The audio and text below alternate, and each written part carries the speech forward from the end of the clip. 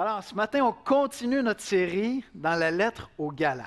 Et juste pour se remettre dans le bain un peu, pour se situer, écoutez, après la mort et la résurrection de Jésus-Christ, la bonne nouvelle de ce que Jésus est venu faire en mourant sur la croix pour nos péchés commence à se répandre en Israël comme une traînée de poudre.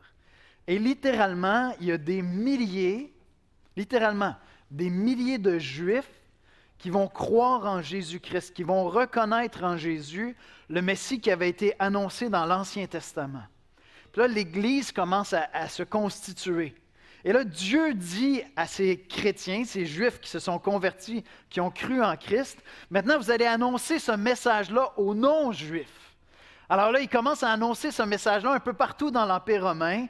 Et puis imaginez que ce message-là est encore mieux reçu parmi les non-Juifs. Alors là, c'est par centaines, ça commence à remplir les églises. Des non-Juifs commencent à croire en Jésus-Christ, deviennent chrétiens. C'est extraordinaire. Le message est assez simple.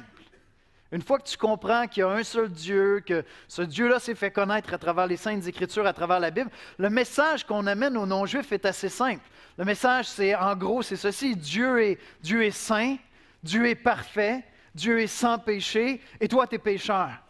Toi, tu es très imparfait lorsqu'on te compare avec Dieu.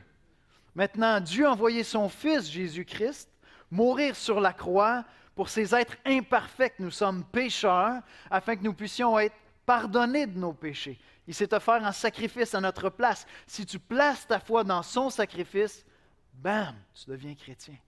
C'est assez simple. Alors les non-juifs sont ouverts à ce message-là d'amour de la part de Dieu, de grâce de la part de Dieu, qui change complètement leur conception de toute divinité possible. Et puis ils répondent à l'Évangile. Ils commencent à croire, on les baptise au nom de Jésus-Christ, les églises se remplissent de non-juifs. Maintenant, restez avec moi. Les Juifs qui sont devenus chrétiens, eux étudient tout l'Ancien Testament depuis des siècles maintenant. Depuis des siècles, ils étudient la loi, entre autres, que Moïse a donnée, que Dieu a donnée à travers son serviteur Moïse, puis ils s'appliquent de tout cœur à observer cette loi-là. Loi religieuse, loi civile, une bonne loi qui aide à bien conduire le pays, qui nous aide à connaître Dieu, qui nous parle des vertus, des qualités de Dieu. Parmi ces Juifs qui se sont convertis, il y a probablement même des pharisiens. Les pharisiens, c'est un groupe chez les Juifs, mais les plus zélés encore pour la loi. Plusieurs d'entre eux mémorisaient tout l'Ancien Testament, ou à tout le moins tout le Décalogue, les 5 premiers livres de la Bible. Puis ils étaient zélés pour la loi de Dieu. C'était même les surveillants. Ils checkaient les autres Juifs pour savoir s'ils observaient la loi comme il faut. Alors certains d'entre eux se sont convertis, sont devenus chrétiens. Puis là, ils commencent à regarder les non-juifs qui deviennent chrétiens, puis ils disent, OK, attends un petit peu. Moïse nous a donné, dans l'Ancien Testament, Moïse nous a donné les lois pour savoir comment connaître Dieu, puis comment plaire à Dieu. C'est fondamental, ça fait partie de notre identité. Quelqu'un qui aime Dieu observe ces lois-là. Alors eux autres, ils commencent à se dire, c'est une notion de base. Oui, Jésus, c'est le Messie qui avait été annoncé, mais toute notre identité est là. Alors ils commencent à dire, il faut absolument que les non-juifs qui deviennent chrétiens connaissent ces lois-là et les observent comme nous. Là, l'apôtre Paul arrive dans la lettre aux Galates, puis il nous dit, attendez un petit peu. Vous voulez qu'on étudie l'Ancien Testament? On va l'étudier ensemble. Réalisez, rappelez-vous que 430 ans avant même que Dieu donne la loi par Moïse, 430 ans avant que Dieu ne révèle sa loi à travers Moïse, Dieu avait fait une promesse à Abraham, le père de la nation juive. 430 ans avant que la loi n'apparaisse, Dieu avait fait une promesse à Abraham. Et ceux qui croient en Jésus-Christ sont fils et filles de la promesse faite à Abraham. Ils ne sont pas fils et filles de la loi. Et on va voir ensemble ce matin, que comprendre Qu'est-ce que c'est le christianisme? C'est comprendre la promesse qui avait été faite à Abraham et comprendre qu'est-ce que c'est être des fils et des filles d'Abraham, non des fils et des filles de la loi. On va prier ensemble. Père éternel, on vient devant toi, Seigneur, reconnaissant pour ce que ton Fils a fait en mourant sur la croix pour nos péchés. Seigneur, le message de l'Évangile est somme toute assez simple. Toi, tu es parfait, toi, tu es saint, nous sommes imparfaits et pécheurs. Bien des choses dans nos vies sont en fait des offenses, Seigneur, à un Dieu saint, parfait comme toi. Et dans ton amour, dans ta grâce, tu as envoyé ton Fils qui volontairement est venu s'offrir en sacrifice sur la croix pour nos péchés. Et tous les hommes, toutes les femmes de la terre sont invités à placer leur foi en Jésus-Christ seul pour être pardonnés de leurs péchés, pour être justifiés devant toi, Seigneur. Seigneur, aide-nous à comprendre cette grâce qui nous est accordée. Apprends-nous à comprendre, Seigneur, notre rapport à la loi lorsque nous sommes chrétiens. Aide-nous à comprendre, Seigneur, quelle place occupe la grâce, quelle place occupe la loi, Seigneur, pour nous, afin qu'on puisse vraiment vivre à tous les jours comme des fils et des filles d'Abraham, appuyant toute notre foi sur ta promesse, non sur notre capacité à obéir et à suivre tes lois, Seigneur. C'est en Jésus-Christ qu'on prie. Amen. On va écouter la lecture de la parole de Dieu. La lecture de ce matin est tirée de l'Épître aux Galates au chapitre 3, les versets 15 à 22. Et je vais lire dans la Bible du Sommeur. Galates, chapitre 3, versets 15 à 22. Mes frères, prenons un exemple de la vie ordinaire. Lorsqu'un homme a rédigé son testament en bonne et due forme, personne ne peut l'annuler ou y ajouter quoi que ce soit. Or, c'est à Abraham et à sa descendance que Dieu a fait ses promesses. Il n'est pas dit à ses descendances, comme s'il devait y en avoir plusieurs lignées pour bénéficier de ses promesses. À ta descendance ne désigne qu'une seule descendance, et c'est le Christ. Eh bien, je dis ceci. Une alliance a été conclue par Dieu, en bonne et due forme, à la manière d'un testament. La loi est survenue 430 ans plus tard. Elle ne peut donc pas annuler cette alliance et réduire par là même la promesse à néant. En effet, si l'héritage du salut dépend de l'accomplissement de la loi, il ne repose plus sur la promesse. Or, c'est bien par une promesse que Dieu a accordé sa faveur à Abraham. Mais alors, pourquoi la loi?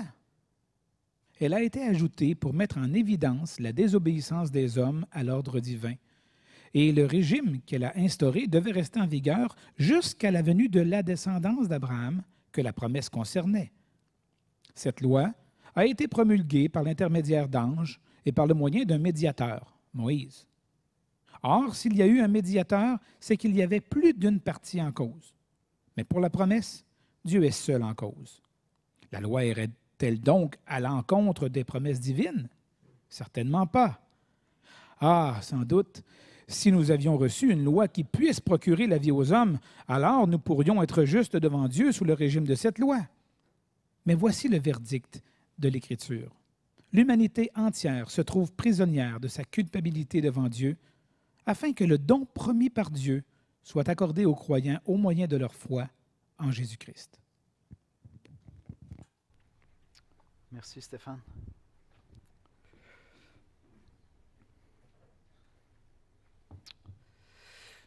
Je vais déclarer quelque chose, puis sauvez-vous pas en courant, s'il vous plaît. Puis en fait, je vais vous demander de rester avec nous jusqu'à la fin de la série dans Galates, si vous voulez vraiment comprendre ce que je veux dire là.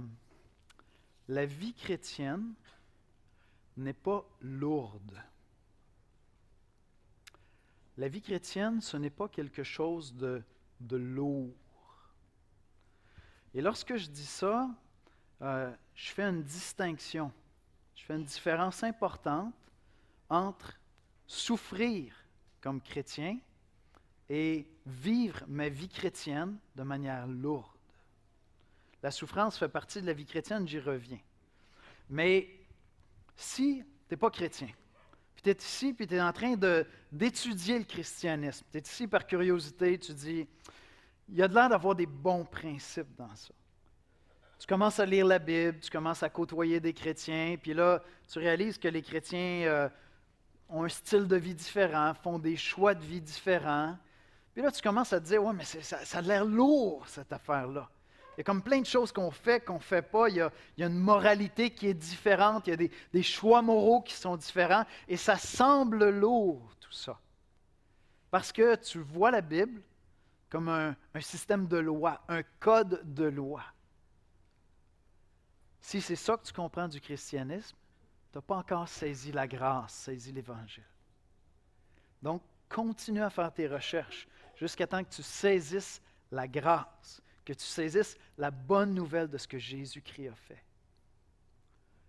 La vie chrétienne n'est pas lourde. Maintenant, ça ne veut pas dire qu'il n'y a pas de souffrance. Puis j'espère, avec cette déclaration-là, démêler des choses dans votre esprit si vous êtes chrétien. Les chrétiens souffrent comme les non-chrétiens. Les chrétiens attrapent des cancers, puis des fois, Dieu fait des miracles, puis guérit nos cancers. Mais la majorité du temps, les chrétiens meurent du cancer comme les non-chrétiens. Les chrétiens souffrent parce qu'ils perdent un emploi. Les chrétiens souffrent parce qu'on perd nos proches. On traverse des deuils. Les chrétiens souffrent peut-être d'une condition neurologique qui fait que tout est noir dans ma vie tout le temps. Puis peut-être que j'ai un déséquilibre chimique dans mon cerveau qui fait que la dépression est là. Certains des plus grands prédicateurs de l'Évangile à travers l'histoire de l'Église. Charles Spurgeon passait un grand nombre de mois dans une année en dépression. Ce n'est pas qu'il ne connaissait pas la Bible, là. Mais neurologiquement, il y avait quelque chose qui était là. Les chrétiens souffrent. Les chrétiens souffrent de solitude parfois. Donc la souffrance, ça fait partie de la vie chrétienne. Les chrétiens souffrent parce que des fois, on n'est pas aimé. Maintenant, ajoute les souffrances qui sont liées à l'Évangile. Parce qu'en plus de ça, ça se peut que les gens t'aiment encore moins parce que tu es chrétien. Ça se peut même que tu passes du temps en prison si tu es chrétien en Chine ou dans un centre de rééducation où on va t'apprendre comment penser selon le système parce que tu n'as pas le droit d'être chrétien en Chine. Donc les chrétiens souffrent. La vie chrétienne est remplie de souffrance. Et si ton idée, ta vision de la vie chrétienne, c'est qu'il n'y aura pas de souffrance, on appelle ça l'évangile de la prospérité. Convertis-toi, tout va bien aller, les souffrances vont partir, ton compte de banque va se remplir. Alléluia! C'est pas l'Évangile, ça. Je veux dire, Paul souffrait. Jésus aussi, pas mal. Tu sais. Sur la croix, ça a fait vraiment mal. Donc, les chrétiens souffrent. Même, je dirais, les chrétiens souffrent parfois sous l'œuvre de l'Esprit dans nos vies. C'est souffrant, souvent, quand le Saint-Esprit est en train de façonner, de forger, de former en nous le caractère de Christ. Il est en train de nous transformer à son image. Mon premier pasteur, c'est celui qui s'est investi premièrement en moi pour me former pour être pasteur, m'avait dit, Yannick, si vraiment Dieu t'appelle à être pasteur, tu vas souffrir beaucoup. Parce que Dieu forme ses serviteurs à travers la souffrance. Il avait raison. Il avait tout à fait raison. J'ai partagé au début de l'année que l'année 2018, pour moi personnellement, ça a été mon année la plus difficile depuis le divorce de mes parents quand j'avais 12 ans. Donc on peut souffrir beaucoup. On peut souffrir énormément comme chrétien. Maintenant, pourquoi est-ce que je dis que la vie chrétienne n'est pas lourde? Jésus a dit dans Matthieu 11, versets 28 à 30, « Venez à moi, vous tous qui êtes fatigués et chargés, et je vous donnerai du repos. Prenez mon joug sur vous et recevez mes instructions, car je suis doux et humble de cœur, et vous trouverez le repos pour vos âmes, car mon joug est doux et mon fardeau léger. » C'est possible à travers la souffrance, toutes les souffrances de la vie. C'est possible en même temps, à l'intérieur, dans mon cœur, dans mon âme, de trouver un repos. Une espèce de joie un espèce de bonheur tranquille qui est là, parce que l'Esprit de Dieu, comme nous dit Paul dans Galates, dit à mon esprit que je suis un enfant de Dieu. Que le Créateur de l'univers n'est pas seulement mon Créateur, mais c'est aussi maintenant mon Père. C'est possible à travers les épreuves difficiles de la vie de trouver ce repos-là en Dieu. Ce qui fait qu'à travers un paquet de souffrances, ma vie chrétienne n'est pas là. Je suis un chrétien qui souffre, mais qui trouve son repos et sa paix en Dieu. Fait que ma deuxième déclaration qui va vous provoquer, c'est que si vous trouvez que la vie chrétienne est lourde, si vous trouvez que la vie chrétienne elle-même est lourde, on a fait la distinction avec la souffrance, d'accord, qui peut être extrêmement naturelle. Mais si vous trouvez que la vie chrétienne est lourde, il est très, très, très probable que votre compréhension de la loi dans la Bible et de la grâce n'est pas juste. Il y a quelque chose qui manque dans votre compréhension de l'Évangile, même de votre expérience de la grâce. Votre rapport à la loi n'est pas nourri, baigné, appuyé dans la grâce qu'on reçoit. Puis chaque fois que Dieu vous donne des directives, vous avez un rapport avec ces directives-là qui est le même que vous auriez eu si vous n'étiez pas chrétien. Et là, la vie chrétienne devient très, très lourde. Vous n'avez pas appris à marcher selon l'Esprit. Vous marchez encore selon la loi. Et je ne vais pas tout expliquer ça ce matin parce que c'est le sujet de la lettre aux Galates. Plus on va avancer dans la lettre, moins on va parler de la loi et plus on va parler de l'Esprit. C'est possible aussi que vous soyez en lutte dans votre vie avec des péchés. Et puis vous avez arrêté de livrer le combat contre le péché. Paul va dire, vous marchez maintenant selon la chair. Et là, la vie chrétienne devient très, très lourde parce que l'Esprit qui veut vous conduire à ressembler à Christ est peut-être attristé. Et là, la vie chrétienne peut être lourde. Mais ça revient encore à la même chose. Vous ne marchez pas selon l'Esprit. Alors, gardez ça en tête pendant qu'on avance dans la lettre. J'espère avoir départagé deux choses dans votre esprit. La souffrance, qui est normale. La vie chrétienne peut être extraordinairement souffrante. Mais la vie chrétienne n'est pas lourde lorsque je comprends quelle est la grâce. Et que j'apprends à vivre par l'Esprit toute cette joie-là qu'il y a de savoir que je suis un enfant de Dieu et que je suis aimé de Dieu, que je suis gracié. Voici comment je résumerai l'exposé de ce matin. La bénédiction d'Abraham se reçoit par la foi en Jésus-Christ. La bénédiction d'Abraham se reçoit par la foi en Jésus-Christ. La loi ne pourra jamais te donner la bénédiction. La loi ne pourra jamais te donner la bénédiction. La promesse extraordinaire d'Abraham. Dieu avait fait une promesse à Abraham. Dans Galates 3, un petit peu plus tôt que le passage de ce matin, on lit au verset 6 et 7, « Comme Abraham crut à Dieu et que cela lui fut imputé à justice. Reconnaissez donc que ce sont ceux qui ont la foi qui sont fils d'Abraham. Abraham avait cru en Dieu. Il avait placé sa foi en lui et Dieu lui avait fait une promesse. Sur la base de sa foi simplement, Dieu lui avait fait une promesse. Puis là, Paul veut expliquer ça aux Galates, puis il dit, c'est un peu comme un testament. Lorsque Dieu a fait cette promesse-là à Abraham, c'est comme si Dieu avait mis Abraham et sa descendance dans son testament. Vous savez, c'est quoi un testament, hein? Si vous avez le privilège d'être dans un testament, je ne sais pas, moi, vos parents, quelqu'un dans la famille, vous met votre nom dans un testament, puis il dit, je t'ai mis dans mon testament. Puis en principe, ce qui devrait se passer, c'est que ça, c'est scellé, c'est déposé devant le notaire, puis au décès de la personne, le notaire va lire le testament, puis tu vas toucher un héritage, Dieu voulant. Parce que c'est souvent compliqué, ces affaires-là. Et je sais que juste en parlant de ça, je brasse des choses dans le cœur de plusieurs, parce qu'il y a des sagas autour des testaments.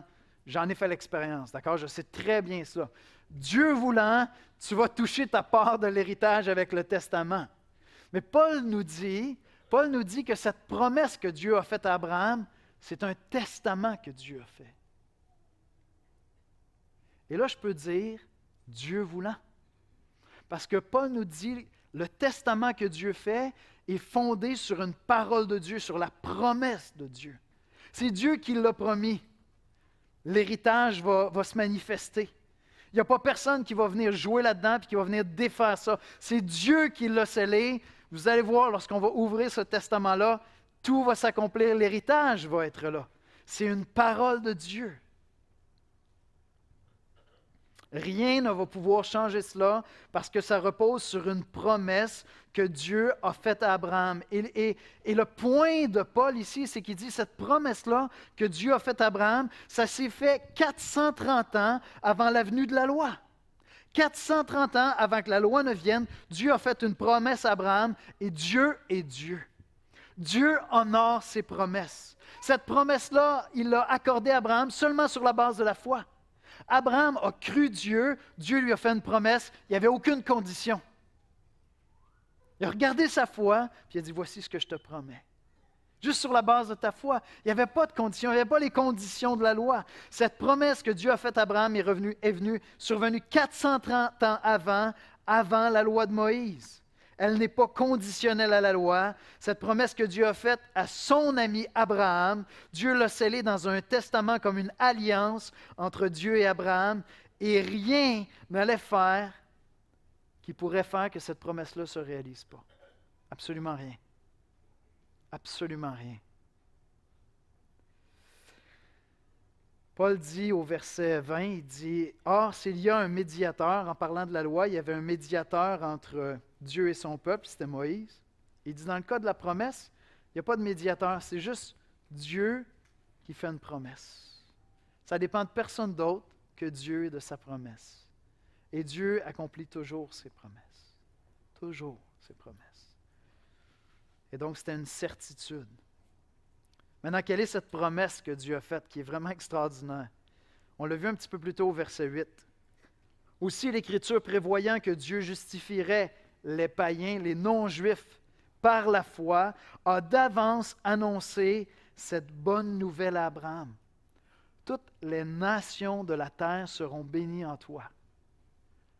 La promesse que Dieu a faite à Abraham, c'est que dans sa descendance, un jour, non seulement ses descendants physiques, mais toutes les nations de la terre seraient bénies en lui. Toutes les nations de la terre seraient bénies en lui. J'essayais de trouver des comparables lorsqu'on parle de quelque chose qui se passe dans la vie d'un individu puis qui a un impact un peu partout sur la terre. Bon, fait que là, c'est pas une plug pour Apple, OK? Je sais que je ne veux pas diviser l'Église, je ne suis pas ici pour créer des divisions. Mais pensez à ça un instant. Quand Steve Jobs a travaillé avec son équipe sur le iPhone, puis qu'on est arrivé avec un espèce d'ordinateur portatif incroyable, essayez de penser à l'impact, comment c'est venu révolutionner en une génération nos communications sur la Terre, avec tous les appareils intelligents. C'est énorme, là. C'est l'impact d'un individu avec une équipe, boum, partout sur toute la Terre. Puis là, après ça, il y a eu plein de produits qui se sont développés autour de ça. Maintenant, ça, c'est une génération. Si on cherchait maintenant comme une invention qui aurait impacté non seulement une génération parmi sur la Terre, mais des multitudes de générations. Pensez à Thomas Edison. Avec la lampe électrique, Thomas Edison, ce n'est pas l'inventeur de l'électricité. On va laisser ça à Dieu, ce morceau-là. D'accord? Ce n'est pas non plus le découvreur de l'électricité. Il y a quelqu'un d'autre qui l'avait découvert avant. Mais disons qu'on a atteint un niveau de domestication de l'électricité qui est absolument extraordinaire. Depuis Thomas Edison, on ne dort plus.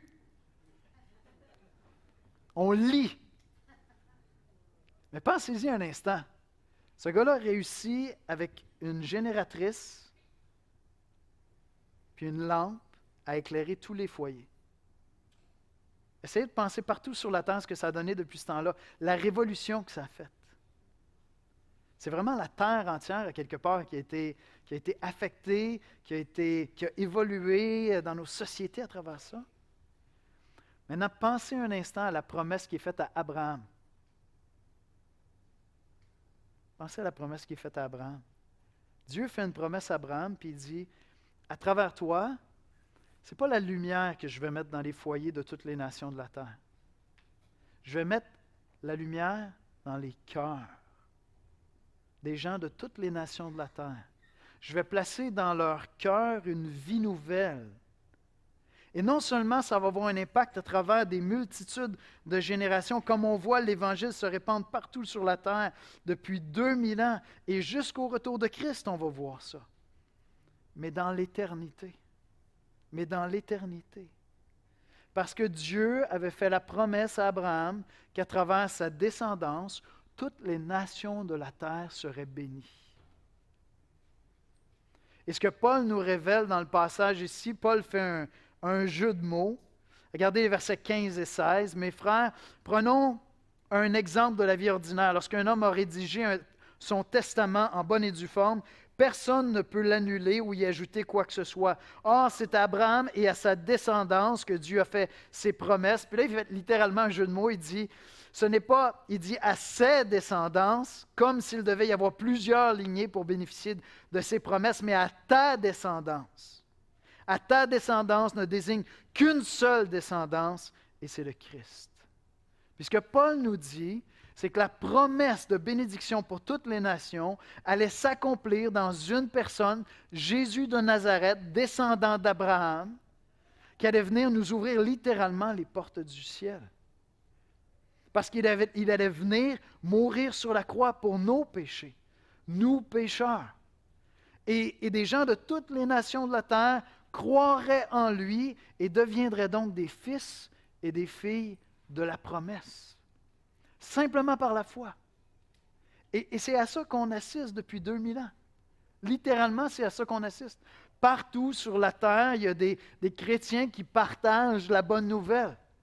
Vous avez des gens qui sont dans des religions, qui sont dans des croyances où ils essaient de gagner à travers des mérites, de plaire à Dieu. Vous avez d'autres personnes qui disent, non, Dieu, si Dieu existe, il est juste amour, puis je n'ai pas à le satisfaire. Puis là, tout d'un coup, on leur parle d'un Dieu à la fois saint, à la fois juste, beaucoup plus en accord avec ce qu'on est. L'espèce d'idée de dire que Dieu est juste amour, il n'est pas saint, tout ça, il y a quelque chose qui ne résonne pas avec nous. Parce que nous-mêmes, on cherche la justice. Nous-mêmes, on veut, si tu parais devant un juge un jour, tu as une contravention, puis ta contravention a été complètement injuste, puis tu décides de contester ta contravention, je veux dire, tu vas faire une petite prière avant, puis tu vas dire, Seigneur, j'aimerais que le juge soit juste, s'il te plaît. Et donc, un Dieu saint et juste, et un Dieu amour, c'est le Dieu par excellence. Et donc, depuis 2000 ans, les chrétiens vont partout sur la terre rencontrer des gens religieux ou des gens athées, des gens croyants ou non, et leur parlent d'un Créateur qui est non seulement un Créateur, mais un Dieu saint, juste et bon, gracieux, qui a envoyé son Fils. Son Fils est mort sur la croix pour nos péchés, afin que nous soyons pardonnés de tous nos péchés et que nous soyons déclarés justes devant Dieu, pas en vertu de nos propres œuvres, mais en vertu de ce que Christ a fait. J'ai un Dieu saint, juste, un Dieu amour et gracieux. Et les chrétiens annoncent ce message-là sur la terre depuis 2000 ans et on va continuer à le faire. Lorsque l'Évangile est arrivé en Chine, l'Évangile s'est répandu à une vitesse incroyable parce que les Chinois étaient en prise avec un régime communiste où on leur disait, ben, tu es juste un élément dans la matrice. Tu es juste un petit neutron dans la matrice. Puis là, on arrive et on dit, non, il y a un Dieu personnel qui t'a créé à son image et qui t'aime.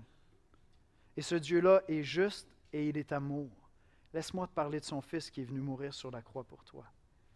Imaginez l'espérance que ça te donne quand tu passes d'une vision de toi-même où tu es juste de la matière, tu es juste un cheptel à faire gérer par un gouvernement, plus d'enfants, moins d'enfants, on gère l'économie. Puis tout d'un coup, non, tu as été créé par Dieu, tu es une personne, tu as été créé à son image, il t'aime, il a donné son Fils pour toi, son esprit veut venir faire sa résidence en toi, il va devenir ton Père. J'ai jasé de ça une fois avec une dame qui avait quitté le communisme. C'était tellement étrange pour elle de dire, il y a un Dieu personnel qui peut m'aimer.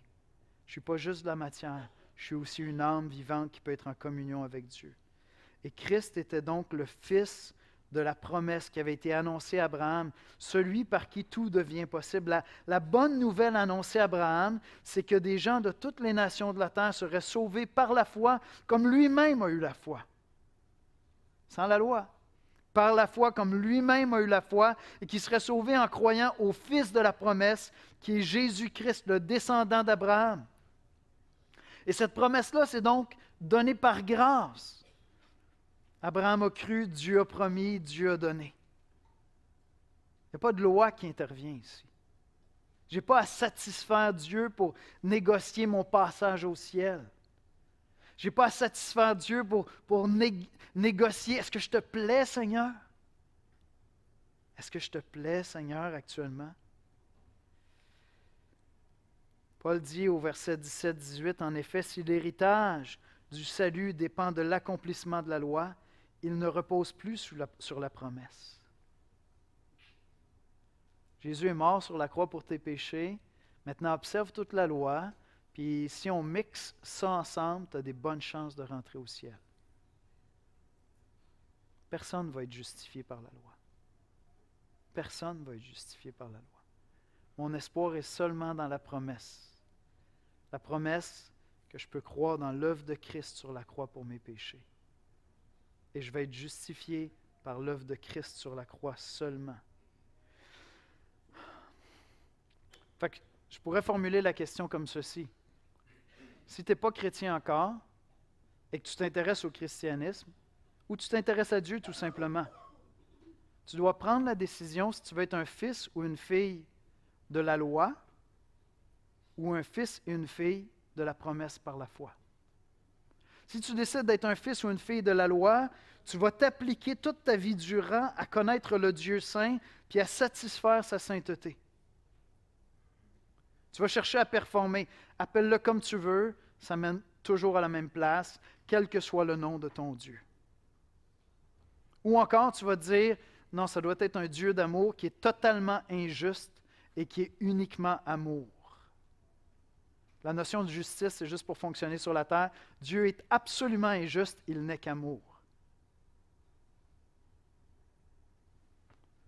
Ou encore, tu décides d'être un fils, une fille de la promesse. Dieu a envoyé son Fils mourir sur la croix pour tes péchés et les miens. Et si tu places ta foi en lui, il te promet que tes péchés sont pardonnés et que tu es maintenant un enfant de la promesse. Amen? Tu es maintenant un enfant de la promesse. Maintenant, la question pour vous, si vous êtes chrétien comme moi, c'est, est-ce qu'au jour le jour, vous vivez la vie chrétienne comme des enfants de la promesse, ou est-ce qu'au jour le jour, vous vivez dans la crainte de la loi? Et un des indices pour ça, c'est quelle est ma réaction devant les impératifs de la Bible?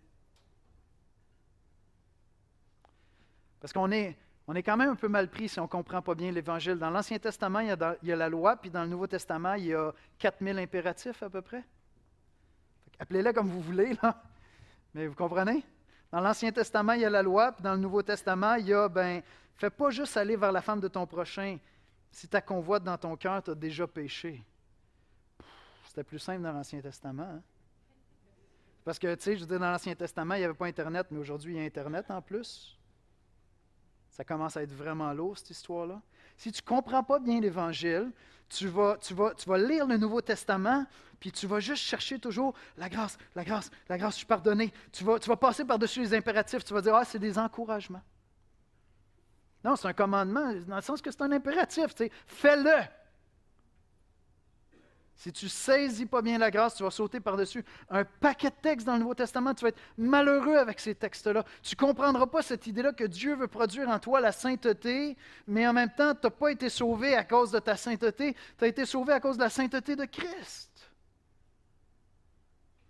Et je suis conscient qu'à travers cette série-là dans Galates, je peux donner l'impression qu'on tourne en rond un peu parce qu'on est là puis on examine la grâce sous plein d'angles, puis le rapport entre la loi et la grâce sous plein d'angles. Mais c'est ça que Paul fait ici. Parce qu'on a besoin comme Église de grandir dans ce domaine-là. D'être capable de bien vivre avec les impératifs du Nouveau Testament en vivant tous les jours comme des fils et des filles de la promesse. Est-ce que vous me suivez? C'est vraiment important. Et c'est ça qu'on va travailler à travers toute la série. Apprendre ce que ça veut dire de vivre selon l'Esprit, non selon la loi, comme des fils et des filles de la promesse. Alors, à quoi sert la loi dans ce cas-là? J'ai aimé un des commentateurs que je lisais, il disait « La loi servit à produire un désespoir salutaire. » J'ai aimé ça. La loi a servi à produire un désespoir salutaire. La loi n'est pas la promesse. Il n'y a pas de promesse que tu vas être sauvé si tu accomplis la loi. Paul dit au verset 17-18, « Eh bien, je dis ceci, une alliance a été conclue par Dieu en bonne et due forme à la manière d'un testament. La loi est survenue 430 ans plus tard. Elle ne peut donc pas annuler cette alliance, ce testament, et réduire par là même la promesse à néant. En effet, si l'héritage du salut dépend de l'accomplissement de la loi, il ne repose plus sur la promesse.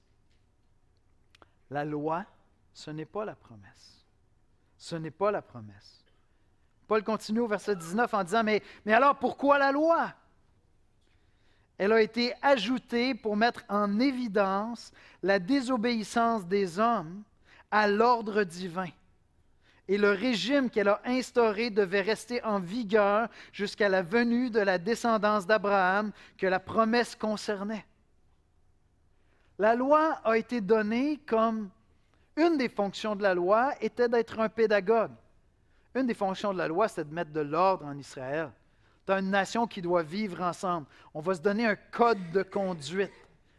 Un peu dans le même sens que les bonnes lois qu'on a dans notre pays servent à faire la même chose, à mettre de l'ordre dans notre société, à régir comment on fonctionne ensemble. Et donc, c'était définitivement un aspect de la loi dans l'Ancien Testament. Mais un autre aspect de la loi, c'était de nous faire connaître Dieu.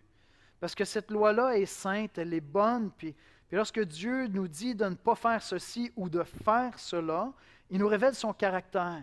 La loi est à l'image de Dieu, sa perfection, sa bonté, sa sainteté, sa générosité. Il y avait des lois qui prescrivaient quoi ne pas faire, puis quoi faire. Un pauvre arrive chez vous, un étranger arrive dans le pays, voici comment tu vas te comporter avec lui.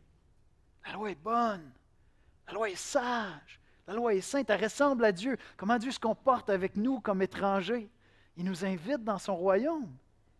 Vas-y, comment tu vas te comporter avec l'étranger qui arrive dans ton pays. La loi est bonne et sainte. Elle nous révèle le caractère de Dieu. Mais Paul nous dit aussi que la loi est un pédagogue parce qu'elle nous montre que nous ne sommes pas capables de satisfaire aux exigences de Dieu. Et la triste histoire du peuple d'Israël dans l'Ancien Testament, c'est l'histoire de gens qui sont incapables de satisfaire à la loi.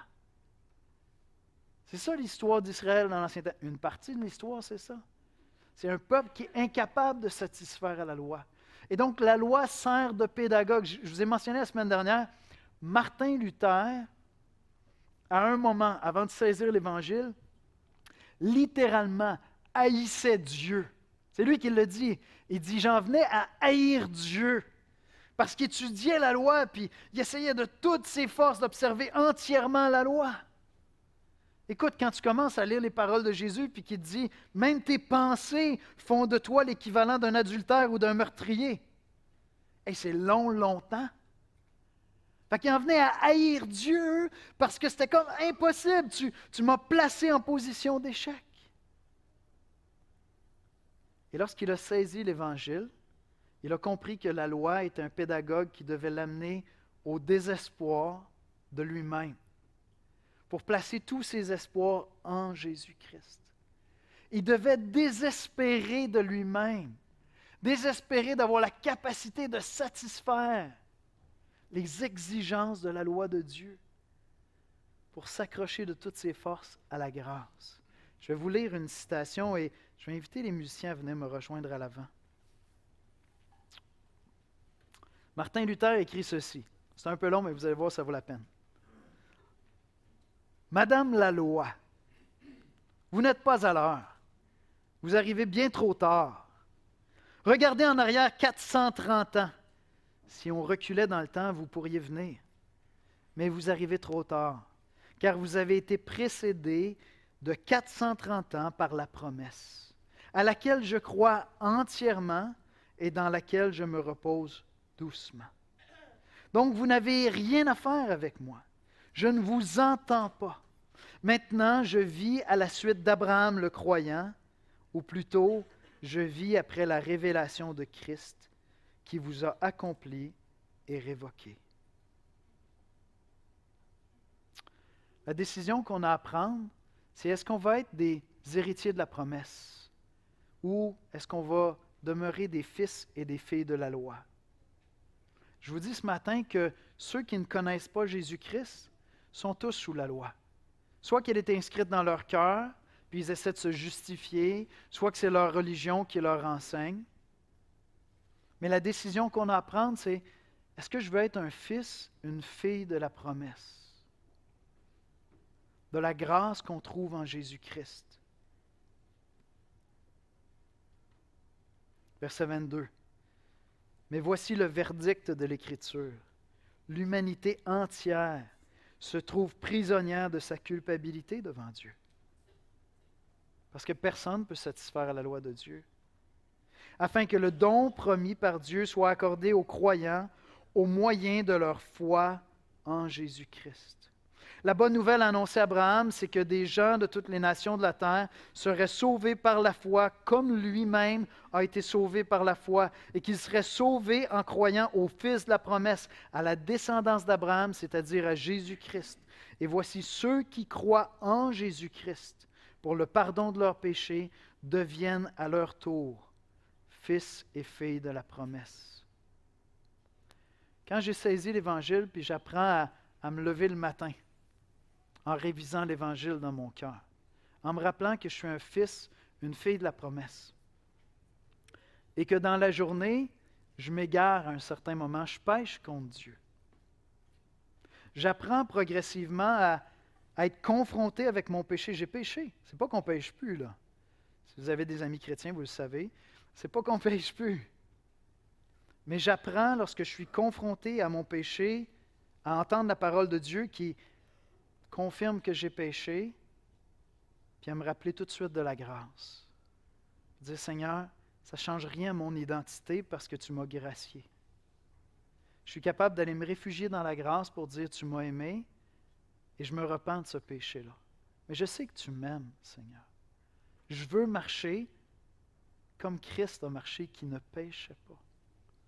Et donc, lorsque je me rappelle de la loi, puis je lis les Écritures le matin, quand je me lève, je lis les Écritures, puis là, je vois plein de commandements, puis de directives, puis d'impératifs. Puis là, je suis tenté de me dire, mais je ne suis tellement pas un bon chrétien.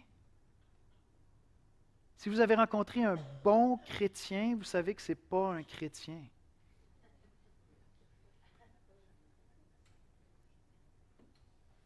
Fait que lorsque ma chair, mon vieil homme veut me dire « Aïe, aïe, man, t'es médiocre comme chrétien. » Imaginez-moi, t'es même médiocre comme pasteur, man.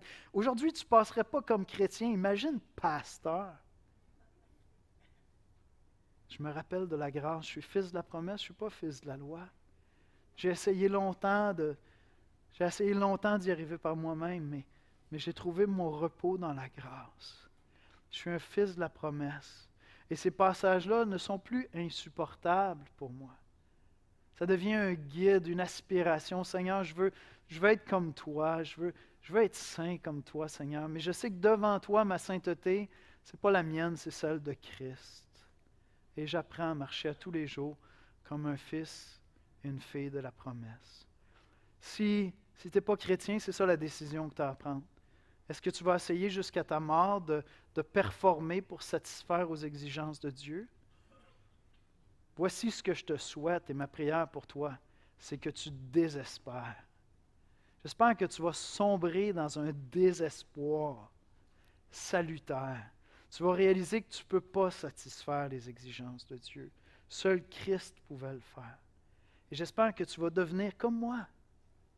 Pas un bon chrétien, un fils de la promesse. Et si tu es chrétien, j'espère qu'on va grandir ensemble comme Église, comme des fils et des filles de la promesse, apprenant à se reposer à tous les jours dans la grâce qui est en Jésus-Christ. On va prier. Seigneur Jésus, on vient t'adorer ce matin. On vient te célébrer, Seigneur, avec confiance. Confiance qu'on peut venir devant toi, même si j'avais à sortir une grille pour m'évaluer cette semaine, est-ce que j'ai été un bon chrétien, un mauvais chrétien, est-ce que j'ai été sa coche ou pas sa coche? Ce n'est pas en vertu de mes performances ou de nos performances qu'on s'approche devant toi. On s'approche devant toi pour t'adorer ce matin en vertu de ta performance, Christ. Toi, tu as été parfait et mort sur la croix pour nos péchés, et Dieu a agréé, il a accepté ton sacrifice en te ressuscitant d'entre les morts, Seigneur. Et par la foi d'Abraham, nous croyons. Seigneur, on te prend au mot, et avec conviction, nous croyons que nous sommes graciés. Nous acceptons cette promesse que tu nous as faite de nous pardonner tous nos péchés si nous croyons en Jésus-Christ. Par la foi, Seigneur, on va pouvoir se lever et chanter tes louanges, Seigneur. Par la foi, Seigneur, on peut s'approcher de toi, sachant que tu es notre Père et que tu nous aimes, Seigneur. Par la foi, Seigneur. Par la foi. C'est en Jésus-Christ que nous prions. Amen.